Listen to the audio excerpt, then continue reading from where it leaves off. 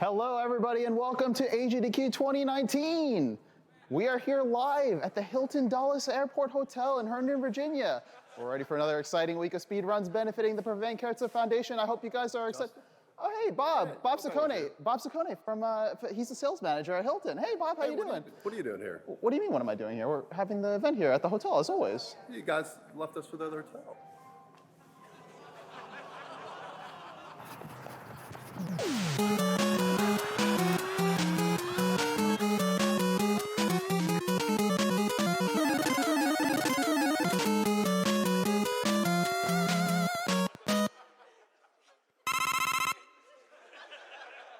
Well, that's no good. Yeah, that's kind of awkward. What are we gonna do? It's a 4-person pre-show. I loved him. We're gonna have to find somebody else. Does anyone know, like, do you know anybody that we could find? Is there anybody that we could, like, go get, maybe? I guess you'll do, come on. Is he allowed to sit there? I want that sandwich.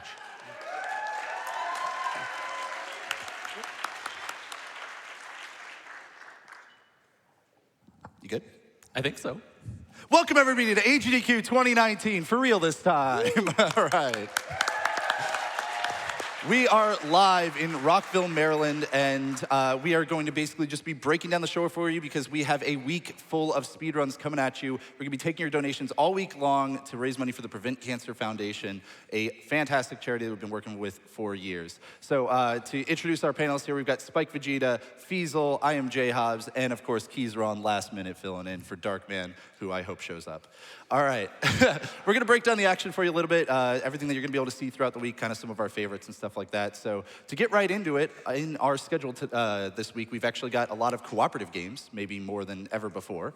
And you know what? Trial by fire, Keys. Why don't you tell us a little bit about Halo Reach? That's a co-op game. Halo. So Halo is being ran by Wolfie and Pedragus. They're going to be doing it on the legendary difficulty, the hardest difficulty in the game. You're going to see a lot of really cool vehicle-based tricks to skip a bunch of combat. Like you get a vehicle early to skip combat in the first couple of levels. You get to drive a forklift up a door. What? Yeah, it's pretty neat. You also get to see space because it's Halo. And you get to see a giant cannon at the end. Overall, it's going to be a really cool run to watch. And Halo Reach hasn't been in a GDQ in like 30 years, 7 years, so it's gonna be pretty great. Amateurs, man. All right, my favorite co-op game is N++, okay? This is the first time showing for GDQ. 2D level-based indie platformer, fantastic game, and Andy and Craig Dudd are gonna be bringing that one to you. Great friends. Now, the thing I like about N++ is that it's actually got campaigns for both single player and co-op, so that it's a unique experience. In fact, you have some rooms where the players are gonna be in different spots and they gotta unlock the paths for each other, so you really don't wanna be waiting on your teammate. And you've got others where they're actually in the same room and they just have to optimize how quickly they can get everything that they need to in that room to get out of the room. And as with most co-op games, teamwork is key because survival is really what you're looking for here. You don't wanna have your teammate open a door right beneath you before you're ready to jump and suddenly you fall into a pit or anything like that. Right, well, I got a co-op game for you. On Tuesday, we got Chippendale Rescue Rangers 2. This is gonna be a 1-player, 2-controller race between Gyarados and Swordsman. Wait, you just said race. That's not a co-op game, Feasel. It's a race. Well, it is. I mean, both players are using 2 controllers. So it's like one person playing co-op and another person playing co-op, just not with each other, right? So it's like a co-op game still. Okay, Technically, right? All right, I'll give it to you. Okay, well, regardless, this is a fantastic speed run. I mean, really fast-paced, one of the classic Capcom platformers. And the 2-player mode is really interesting because there's a lot of skips that you can't do in 1 player. So you can have one person die and come back in balloon form, and that lets them go through walls and get up to ledges that they wouldn't be able to. And the boss fights are really interesting because instead of waiting for the bosses to drop items to throw back, you can actually pick up your friend and throw them at the boss to do damage. So, yeah, it's a pretty interesting one. All right, Hobbs, if you're gonna let him use a 1-player, 2 controllers, the co-op, I'm gonna talk to you guys about the definitive cooperative game at this GDQ, Final Fantasy IX. Okay. This was last showcased at RPG Limit Break 2017 is the finale, and people absolutely loved it. We have 3 top flight runners returning from that run. We got Mutsky, we got Toju, and we've got the world record holder himself, Luzbelheim.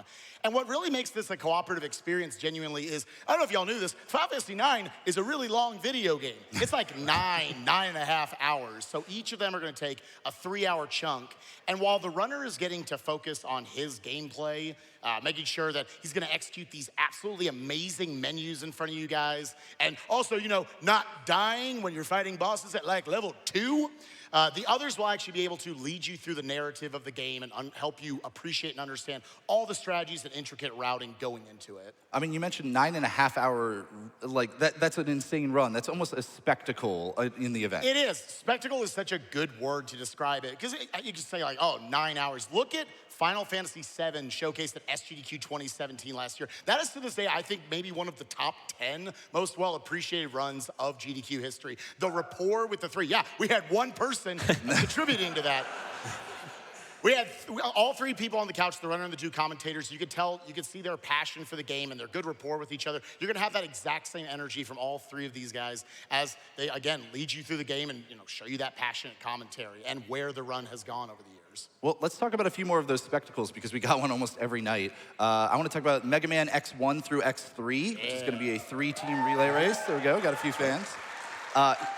3 teams, 3 games, and 3 runners per team. I mean, that's 9 is in there somewhere. To tell you a little bit about the teams, we've got the X team, which is going to consist of Walrus Prime, Tokyo 90, and Just Incredible. We've got the Zero team, which is Sopa, Trogdor, and Madu. And we've got the Sigma team, which is Caleb Hart 42, Colonel Fatso, and Luis Miguel. I mean, that's 9 world-class runners all coming to put on this one event for you. You say those names, and it almost sounds like a a hall of fame of Mega Man X speedrunning. And what is great about this relay race, even more so than the others, I feel like this is the relay race that has grown to be a part of GDQ. Because over the years, look at any Mega Man X speedrun here. They're always races. They're always 3, 4-way, incredibly competitive races. It's hard to even get into this relay. This is gonna be an absolutely insane run to watch, I believe, Wednesday night. Yeah, Wednesday night. All right, Fiesel, what you got for a spectacle? Well, coming up on Friday night, we have the task block, which every year is something mind-blowing. You know, it's always something different. Fans. This time around, we got a couple of tasks. We have Mario is the first game, so that's Super Mario Brothers 1 with the portal gun. So basically the complexity of a portal game plus like side-scrolling goodness from Mario, right? And what you're gonna see is a couple different map packs based on Mario and Portal games, and a lot of complex puzzle solving and abusing the portals to gain lots of momentum to go really fast. And then right after that, we have Castlevania Aria of Sorrow. This is going to be an all-souls run. So there's 120 different enemies in the game, and the goal is to kill one of each of those enemies and collect the soul from it. So essentially, this category is an excuse to get you to explore the whole map and to show off all the kinds of fast movement and speed glitches that there are, such as using the bat to go out of bounds and using the blocking mail to bypass enemies and to absorb souls quicker. And then... Yeah, there's actually a 3rd task game, right? Except this one's a bonus game, and I don't think we want to really spoil it just yet. But if you're a fan of the Twitch Plays Pokemon channel, you know, that old thing, you might be a fan of this one. And here's a hint, it's a DS game. Ooh. All right, let's see if we can figure that out. In the meantime, Keys, what you got for us? That's all exciting, but I, for one, am looking forward to The Legend of Zelda, A Link to the Past, low percent, one-hit KO. Wow, that is a mouthful. You did it. I did it. I'm proud of myself. They're clapping for you. Yeah. So Zelda's going to be running that for us, and it's amazing. He has to go through with essentially a 1/4 of a heart. So something so much as sneezes on him, and he's dead. And he also has to pick up things in parentheses. What? No, you're not supposed to say things, but you're supposed to list the things. Okay, Oh, so the things he's going to pick up are things like, you know, the bow and arrow. Bow and arrow. Or like the hook shot. Hook shot. Or the master Master sword. hand, the sword. Can I do the thing? Yeah, sure. All right, there are absolutely no unnecessary items allowed, you know, nothing like half magic or arrow upgrades or no upgraded swords either. No bottles either. Anyway, Zelda is a world-class player, and he's had the no major glitches record for several years, so you're gonna see a fantastic run by a fantastic runner. All right, well, we would be remiss if we didn't kind of mention the biggest spectacle of this entire week. That is Super Mario Sunshine Lockout Bingo, all right? Absolutely. Spike, I know you're a big fan of this one. This is, as they always are at GDQs, an absolutely stacked schedule, so many great runs, but this is, without a doubt, my favorite run in the entire marathon. Wait, Spike, aren't you running a game? Shouldn't that be your favorite? My point stands. SMS Lockout Bingo, the run of AGDQ19. Book it, everyone. Friday night, be there. Because we saw the seed planted at this past SGDQ with Runner Guy, bringing to you guys the Legend of Zelda Ocarina of Time Bingo. Well, now we're not going to just take that one, but 2 steps further. First off, it's going to be a race between Sniper King and Pangaea Panga, 2 great runners of SMS, but also very passionate about bingo. You got your 5x5 grid with 25 goals on it. Get 10 blue coins from Pin Apart, beat Shadow Mario in X level. So they're gonna be trying to get these goals. The first one to 13 out of 25 goals wins. But that extra step is that it is lockout bingo. So once someone achieves one of the goals, even if it's only 1 second ahead of their opponent, they are locked out of it and they cannot achieve that goal as well. They don't know what their opponent's gonna be doing. So it adds this extra dynamic of being able to play defense within the race. It's gonna be such an awesome one. You know what? I wanna hear your picks. All right, Feasel, who you got winning this one? Okay, I'll take Sniper. Ooh, pretty good, Spike. I love my boy Sniper, but I'm gonna have to go with Panga today. All right, Keys, break the tie. I mean, they're both fantastic runners, but me personally, I'm going for Bouncy Boy. What are you doing? He's not even in the marathon. Thanks, Darkman. Wish you were here. Anyways, on to our next topic. There are a lot of RPGs in this marathon as well. Again, maybe more than ever before. So let's talk about a few of them. They're not all 9.5 hours like Final Fantasy IX. In fact, we actually do have some shorter ones, including one that's right around an hour or so, right? Yeah, so we have Octopath Traveler coming up. Octopath Traveler is easily the RPG darling of 2018. Romelio is going to be running that for us. Octopath Traveler is just an amazing game in general. It has so many different storylines to it. It has a deep combat system and a really, really good OST. He's going to be tackling the Tressa storyline, and that clocks in at, just like you said, about an hour. Yeah, and that's actually a bonus game, folks. So in order for that to show up in the marathon, you got to watch gamesdonequick.com. Keep an eye on the tracker and the schedule. That will open up as an incentive, and we can get those donations in and actually be able to see that run. Should be a blast to watch. You bring up Octopath Traveler as kind of the RPG darling of 2018. I want to talk about another RPG here that's kind of the RPG darling of just GDQs, and that's Super Mario RPG Legend of the Seven Stars. Has an absolutely, you hear it here, folks, has an absolutely rich history here with runners over the years like Rom Scout, Checkers, Cypher, Lack Attack, a lot of world record holders in there, and now passing off the baton to Just Incredible, pulling double duty, part of the Mega Man X relay, but also running SMRPG here.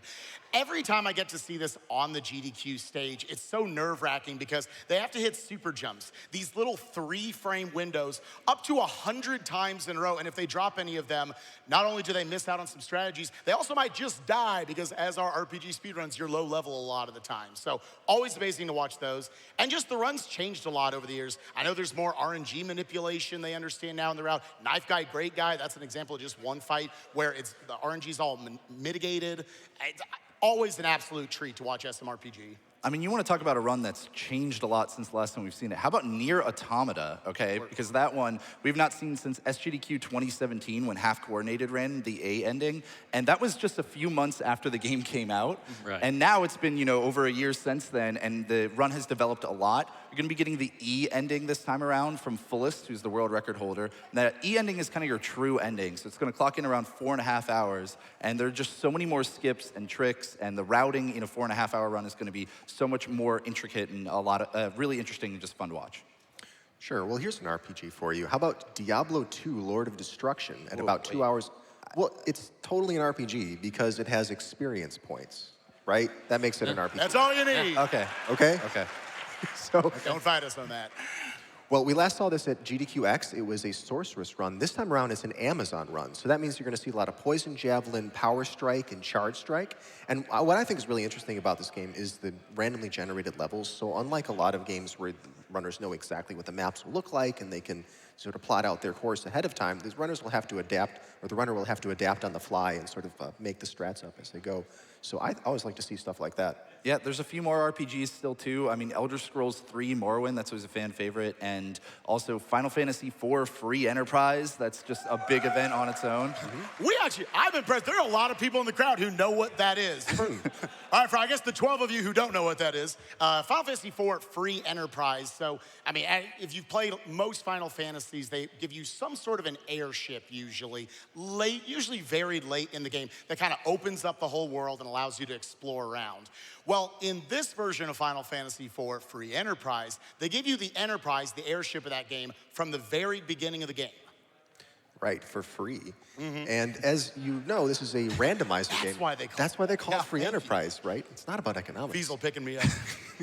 Right, and this is a randomizer. So much like the Link to the Past randomizer that you saw at the last AGDQ, their items in the game have been shuffled to different locations, and the players won't know where those locations are. So they have to sort of explore things efficiently to find those items, to access new things, to find more items, and sort of expand their sphere until they can finally complete the whole game. But because it's an RPG, there's additional challenges on top of that as a randomizer. Yeah, I mean, Keys, you've run a lot of like Pokemon randomizers, kind of, you know, some of the first randomizers in speedrunning. And what is different about running an RPG as a randomizer?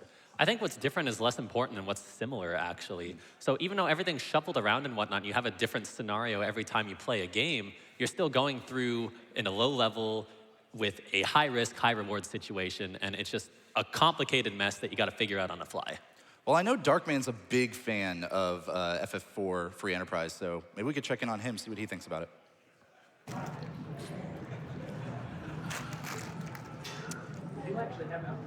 I guess he got hungry.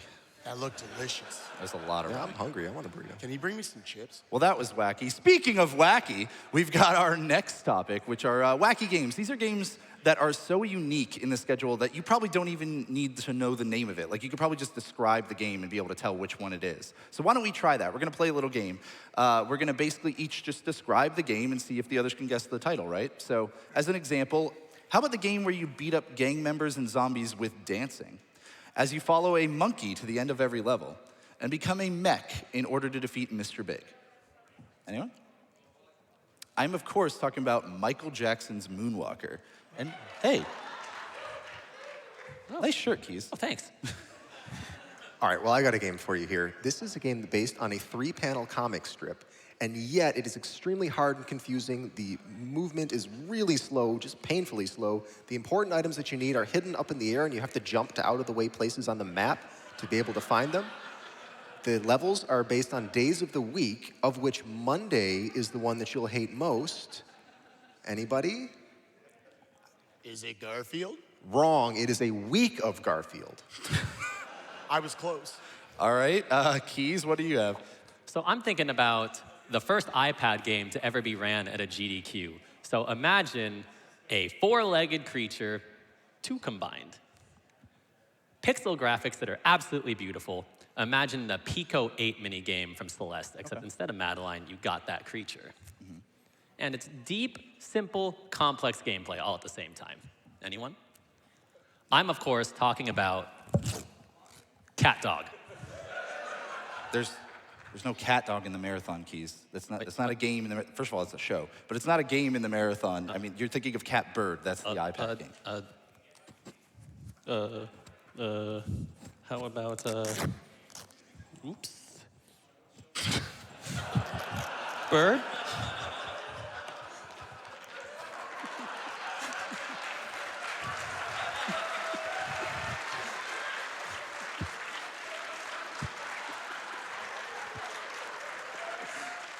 Spike, save us. Hashtag nailed it.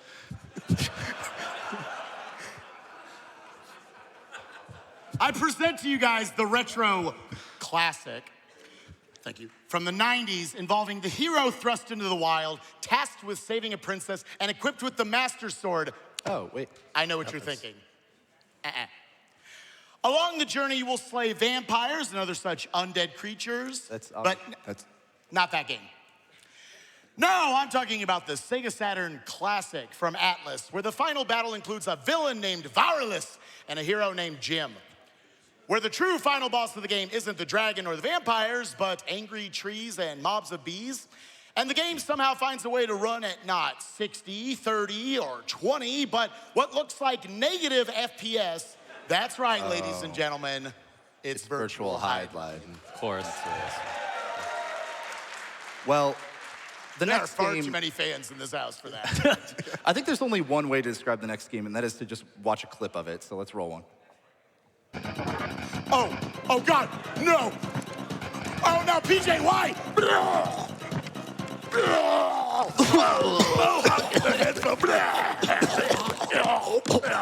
Cut to scent.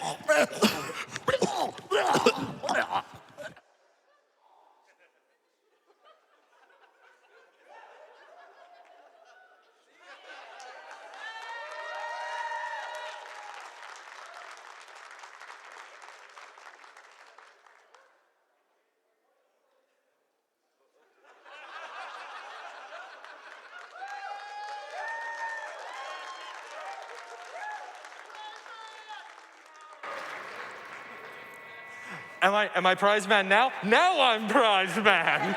There was a slight delay, but never fear, for I am here, and I'm here to tell you about all the amazing prizes that are up for bids this year at Awesome Games Done Quick. Amazing prizes like these beautiful Hollow Knight plushies from our friends over at Team Cherry and Fangamer, available for a $15 minimum donation. That'll get you in the chance to win between now and the end of Mario Kart DS. And amazing prizes like our grand prize this event. This absolutely amazing full steel Hylian shield replica and matching master sword from our friends over at Heroic Replicas. A $250 minimum donation, but don't worry, because that is combined throughout the event. Donate $250 in total, and you will be entered to win this beautiful master shield and its this beautiful Hylian shield and its matching master sword. But as always, everyone, you can help me in my quest to defeat the evil Shadow Uyama and his council by going to GamesDoneQuick.com and checking out the tracker for all the information on upcoming prizes, incentives, and oh God, not again, right in the spleen. Oh, nobody cared who I was until I put on the face mask, Darkman. The joke is dead, Seth. Get over it. Thanks, Scent, I think. That was weird. Is he dead? I think we've mostly recovered anyways, so let's go on to our last segment, everybody's favorite, the lightning round. Gotta love those homebrew sound effects. All right, so we're gonna do something a little bit different with the lightning round this time around. We're gonna play basically kind of the newlywed game, the lightning round. I hope you're all familiar with that. We actually have 3 of the other interviewers you'll be seeing this week set up over at our other camera there. We've got Darkman, Blecky, and Kung Fu Fruit Cup. We've seen them throughout the week doing some interviews. And we're gonna make some teams here, so let's have Blecky and Feasel. That's a match made in heaven. We've got Kung Fu and Keys. That's good too. And Spike and Darkman, that leaves you two. So I killed Scent. I'm just gonna ask you each a question here, and they've actually already prepared their answers on whiteboards. They've been asked ahead of time.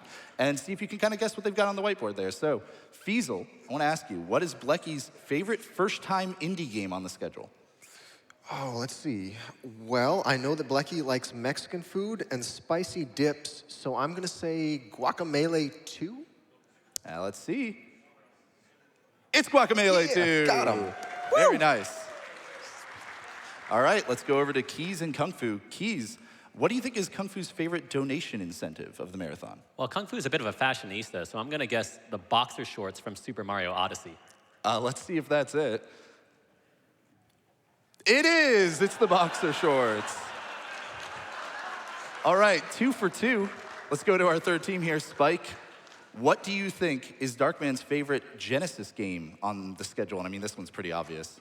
I mean, if you say it's obvious, you got to go with the classic, Sonic the Hedgehog 1. Let's see. I'm sorry, no, it's, of course, Farius Frustratus Stupica Pow. Can't believe you missed that. Close. Everyone knows that. All right, let's go into our second round. Let's go back to Feasel and Blecky. Feasel, this time we're actually gonna have the same question all around, more or less. So, Feasel, what game from the schedule do you think would be your nickname? Well, around my apartment complex, I'm known as the Lord of Destruction. Yeah, okay, I'm sure. Let's see, that doesn't seem right at all. Wait, what? Hey! How? How could, All right. How could he have possibly known that? We're roommates. Oh, come on. Okay, well, that's just cheating. Let's go on to Keys and Kung Fu. Keys, same question. What game from the schedule would be your nickname?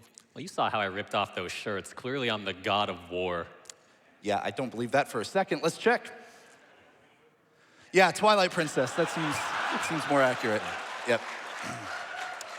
Yeah, that one's right. Meet me at the flagpole. All right, Spike and Darkman. Spike, what game from the schedule would be your nickname? She called you a princess. I am, of course, the Phantom Menace. Let's check.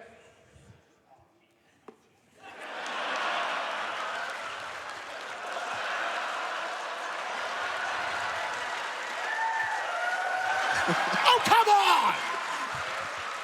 Well, thank you, Bob from the Hilton Dulles, and thank you, everybody. That is our pre-show. I hope you're all excited and ready for AGDQ to start. We've got visuals getting set up with Hollow Knight. I'm going to throw it over to the front because we've got Matt there to tell you a little bit about the charity you'll be donating to all week long. Hey, let's have a great week and raise a lot of money for PCF, everybody. Woo!